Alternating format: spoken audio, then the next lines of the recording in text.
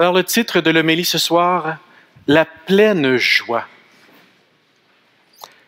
En ce dimanche de la joie, Paul nous invite. Il nous invite assez fortement en nous disant « Soyez toujours dans la joie ». En tout cas, ça peut être vu comme une obligation, comme une demande très ferme, peut-être une exhortation, peut-être que c'est une invitation qu'il nous fait ou un souhait.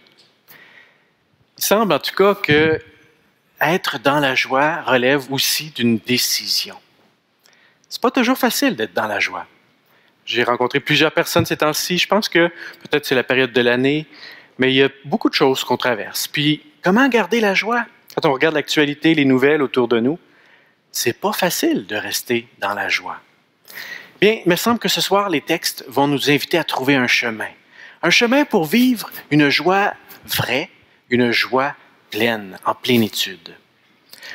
Quand on cherche à vivre la joie de nos jours, on a toutes sortes de moyens qu'on essaie de prendre. Je lisais hier dans Le Devoir, il y avait un article spécial sur, il appelle ça la pleine conscience. Je pense que je vous en ai déjà parlé. C'est un mouvement de méditation très populaire de nos jours. Et la pleine conscience, ça dit quoi? C'est une technique issue des spiritualités bouddhistes. Ce qu'ils nous disent, grosso modo, c'est qu'on devrait travailler à être conscient, à être là dans notre présent. Parce qu'en réalité, je pense qu'on n'est pas toujours tout là. Okay? Des fois, on n'est pas là.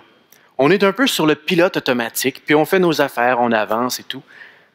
C'est une très belle invitation à se centrer, à se focusser, si vous permettez l'expression, à être vraiment présent. Ils vont dire, eux autres, qu'on a très tendance souvent à rester dans le passé ou dans le futur. Puis quand on est dans le passé, qu'est-ce qu'on fait? Bien, on est souvent dans les regrets, dans les remords. Ou si on se préoccupe du futur, bien, c'est justement dans l'ordre de l'appréhension, de la préoccupation. Alors qu'au fond, il faudrait qu'on se centre sur le présent. Moi, je dirais que cette méditation-là, cette approche de méditation, elle me plaît parce que je pense qu'on en a besoin. On a besoin de se recentrer. En même temps, il faut bien voir ce qu'elle est. Hein? Ce n'est pas une spiritualité. Il n'est pas question d'une relation à un autre. C'est une technique. D'ailleurs, c'est à ce sens-là qu'elle est enseignée de plus en plus. Mais nous, les croyants, je pense qu'on peut se centrer sur le présent d'une manière tellement différente parce qu'on est dans une perspective d'une relation. Et cette manière de vivre le moment présent, pour nous, je dirais que ça va être un présent élargi. Trouver la joie, là, ça ne sera pas dans une sortie de l'histoire, en disant juste on va vivre aujourd'hui, puis on oublie demain ou on oublie d'où on vient. Non. Les chrétiens, notre joie, elle vient de quoi? D'une conviction qui traverse toute notre histoire. Dieu est présent dans l'aujourd'hui. Dieu est présent dans notre passé et il est présent dans notre avenir. On n'a pas peur du passé en tant que chrétien. Puis je dirais, moi, en tout cas, l'expérience que j'en fais comme croyant, là, c'est que se recentrer sur le passé, c'est pas pour rester dans les regrets puis les remords. Le chrétien est invité à faire mémoire. Le mémorial, c'est une demande profonde dans toute la tradition juive et chrétienne. Faire mémoire. Jésus nous invite d'ailleurs à faire mémoire. Pourquoi? Parce qu'on va découvrir que Dieu a agi dans notre histoire, y compris dans nos pauvretés, dans nos besoins de conversion.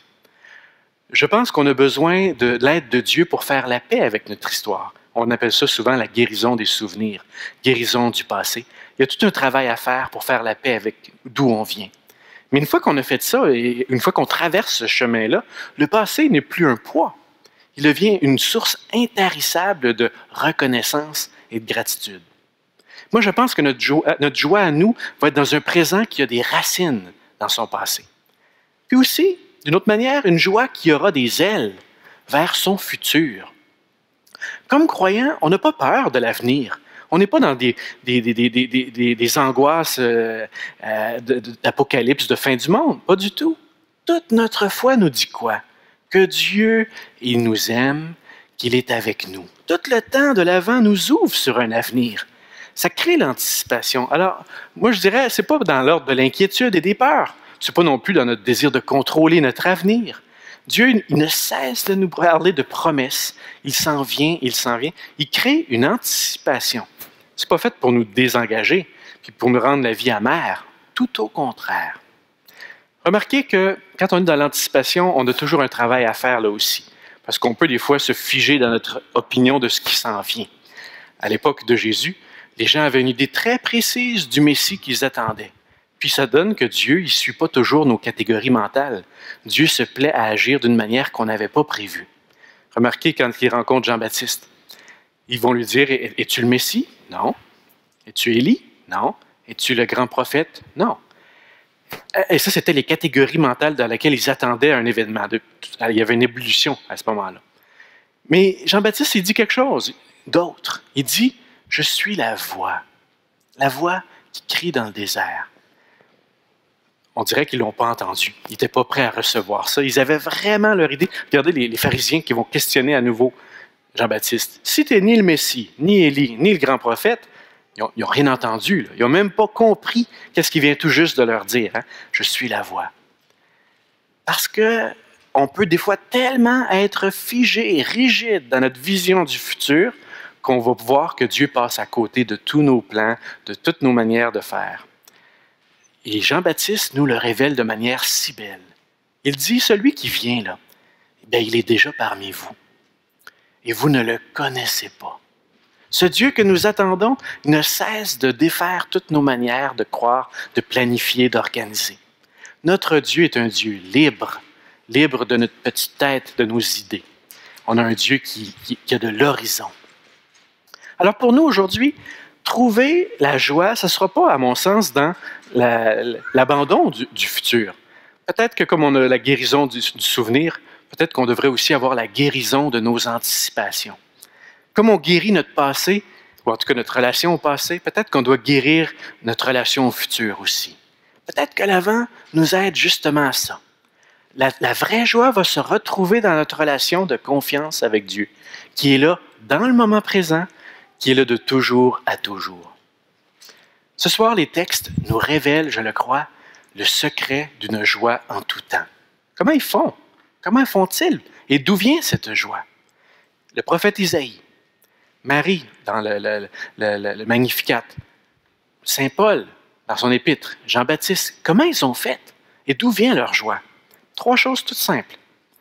D'abord, c'est une joie dans le Seigneur.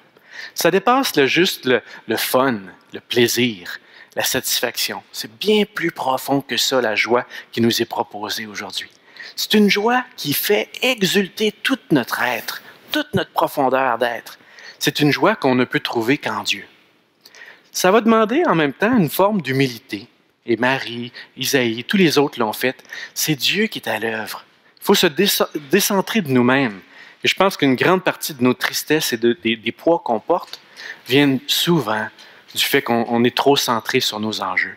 Se recentrer, ou plutôt se décentrer en Dieu, humblement. Il y a vraiment une racine profonde de joie qui nous est proposée là-dedans. Puis, troisièmement, c'est Saint Paul qui nous le dit de manière magnifique dans son épître. Comment rester dans la joie sans cesse? C'est dans la prière. Prier. Et une prière particulièrement de reconnaissance, de gratitude. Tu vis des épreuves en ce moment, tu vis des moments qui te trouvent durs, pénibles. Ne ferme pas ton cœur à la prière. C'est le chemin d'une joie, une source inattendue. Si on entrait davantage dans ce secret de la reconnaissance, de l'action de grâce, on découvrirait une source de joie. Alors moi, je pense que oui, c'est bon d'avoir des techniques pour se centrer sur le moment présent.